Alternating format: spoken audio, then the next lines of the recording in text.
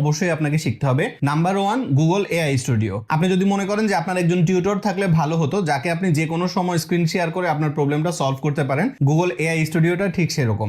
আপনি যখনই কোনো একটা জায়গায় আটকে যাবেন, জাস্ট স্ক্রিন শেয়ার করবেন এবং আপনার যে প্রবলেমটা আছে তার আগে পেছনের কনটেক্সট বুঝে সে আপনাকে হেল্প করতে পারবে। নাম্বার 2, নোটবুক এলএম। নিজের ক্যারিয়ার ডেভেলপমেন্টের জন্য আমাদের অনেক জিনিস শিখতে হয়, অনেক সময় পিডিএফ পড়তে হয়, বড় একটা ডকুমেন্টেশন পড়তে হয়। এই ধরনের কাজের জন্য নোটবুক এলএম আপনাকে অনেক সাহায্য করতে পারে।